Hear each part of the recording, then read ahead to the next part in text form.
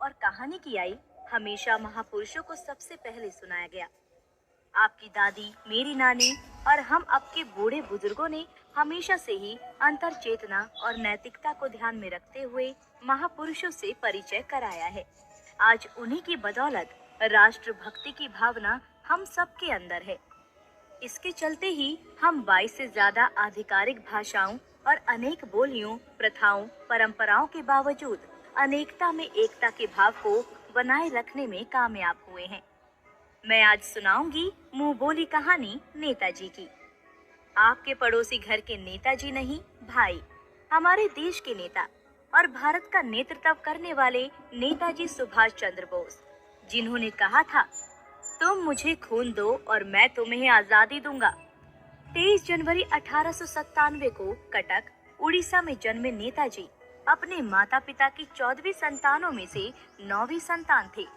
उस कायस्थ परिवार के मुखिया और नेताजी के पिताजी जानकी नाथ बोस शहर के मशहूर वकील थे और वहीं प्रैक्टिस किया करते थे। वे महापालिका में लंबे समय से काम करते हुए बंगाल विधानसभा के सदस्य भी रहे। अंग्रेज सरकार ने उन्हें राय बहादुर का खिताब दिया। नेताजी स्कूली शिक्षा के शुरुआती दिनों से ही मेहनती थे। कटक के प्रोटेस्टेंट यूरोपियन स्कूल से प्राइमरी शिक्षा पूरी कर 1990 में उन्होंने रेवेनशा कॉलेजिएट स्कूल में दाखिला लिया।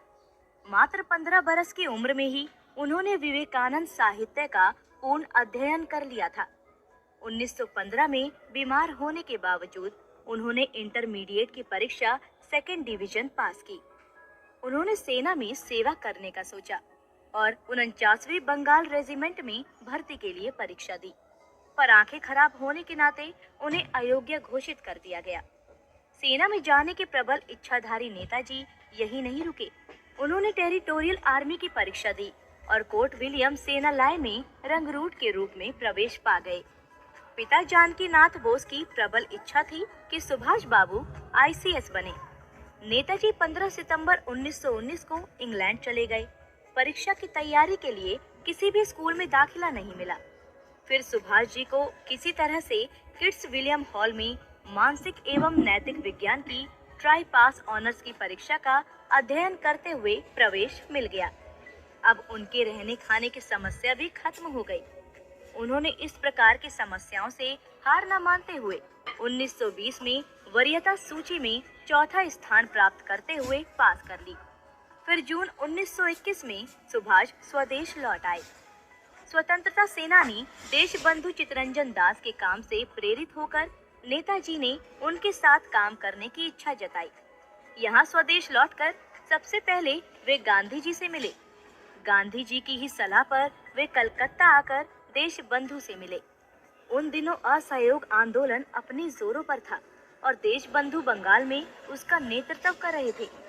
उन्होंने कांग्रेस के अंतर्गत स्वराज पार्टी बनाई और उसी के आधार पर कलकत्ता महापालिका का चुनाव लड़ा और विजयी हुए। देशबंधु यानी दास बाबू कलकत्ता के महापौर बन गए और उन्होंने सुभाष को कलकत्ता का महापौर कार्यकारी अधिकारी नियुक्त कर दिया। सुभाष बाबू ने कलकत्ता का नक्शा ही बदल कर रख दिया। इसके साथ साथ सभी रास्तों के अंग्रेजी नाम बदलकर भारतीय कर दिए।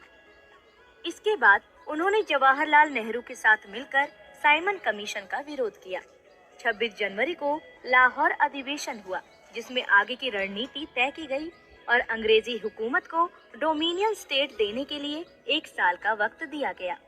26 जनवरी 1931 को कलकत्ता में राष्ट्रीय झंडा फहराकर नेताजी एक विशाल जनरथ को संभाल रहे थे। 26 जनवरी 1931 को कलकत्ता में राष्ट्रीय झंडा फहराकर नेताजी एक विशाल जनरथ को संभाल रहे थे। तभी पुलिस ने लाठी चलाई और वे घायल हो गए। उन्हें जेल भेज दिया गया। गांधी जी ने अंग्रेजी सरकार से समझौता किया और सभी कैदियों को रिहा कराया। पहली बार सुभाष चंद्र बोस ने गांधी जी को राष्ट्रपिता कहा और गांधी जी ने सुभाष चंद्र बोस को नेताजी कहकर पुकारा। लेकिन अंग्रेज भगत सिंह जैसे क्रांतिकारी को नहीं छोड़ना चाहते थे। गांधी जी ने उन्हें छुड़वाने की बात ब्रिटिश हुकूमत से बहुत नरमी से की। ये बात सुभाष चंद्र बोस को खल गई। भगत सिंह और सुखदेव, अशफाक उल्ला खां को फांसी दे दी गई। इस बात पर सुभाष गांधी और कांग्रेस के तरीकों से नाराज हो गए। इस तरह अपने सार्वजनिक जिंदगी में सुभाष को कुल 11 बार जेल हुई। 1934 में सुभाष अपना इलाज कराने ऑस्ट्रिया पहुंचे हुए थे। उन्हें अपनी किताब लिखने के लिए एक अंग्रेजी टाइपिस्ट की जरूरत थी। उनके एक दोस्त ने एमिली शेंकल नाम की महिला से मिलवाया। एमिली के पिता पशुओं के डॉक्टर थे। सुभाष एमिली की तरफ आकर्षित हुए और दोनों में स्वाभाविक प्रेम हो गया।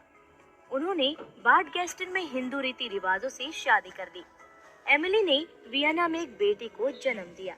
सुभाष ने उसका नाम अनीता बोस रखा। बर्लिन में सबसे पहले सुभाष जर्मनी के नेताओं से मिले। उसके बाद वे एडोल्फ हिटलर से मिले। हिटलर को भारत के विषय में कोई विशेष रुचि नहीं थी। हिटलर ने नेताजी को सहायता का कोई स्पष्ट वचन नहीं दिया। अंत में नेताजी को पता चल ही गया कि हिटलर और जर्मनी में उन्हें कुछ नहीं मिलने वाला। इसलिए वे जर्मनी के कील बंदरगाह के रास्ते जर्मन पनडुब्बी में बैठकर पूर्वी एशिया की ओर निकल आए। इसके बाद जापान पहुंचे। अगस्त 1945 में ताइवान में हुई तथा कथित विमान दुर्घटना में नेताजी की मृत्यु हो गई। तब अनीता पौने 3 साल की थी। उनका नाम अनीता बोस फाफ है। अपने पिता के परिवार से मिलने वे भारत आती रहती हैं। नेताजी की मृत्यु के बारे में संशय है। ऐसा माना जाता है कि नेताजी अयोध्या में रहते थे, जो गुमनामी बाबा के नाम से जाने जाते थे। उनकी मृत्यु के समय उनके पास से हस्तलिखित रचनाएं, पत्र, स्मृति शेष मिले। नेताजी अंग्रेजी हुकूमत की आंख में किरकिरी की तरह गड़ते रहे थे। अंग्रेज यहाँ से जाते जाते भारतीय हुक्मरानों से ये समझौता कर गए थे कि अगर कभी सुभाष कहीं मिले तो उन्हें ब्रिटेन को सौंप दिया जाए। कहीं न कहीं ब्रिटिश सरकार उनको फांसी के तख्ते पर लटकाना चाहती थी, जिससे बचने का सबसे सटीक तरीका ताइवान जैसी दुर्घटना की अफवाह फैलाना था। फिर ना तो ब्रिटिश सरकार कुछ कर सकती थी और ना ऐसा कोई संधि। ऐसी महान आत्मा सदियों में कहीं एक बार जन्म लेती हैं। वो अपने उत्साह, ऊर्जा और कर्तव्य निर्वहन से हमेशा याद आएंगे। अपना पूरा जीवन देश हित में समर्पित कर वो भारत माता के चरणों में अंतर्लीन हो गए।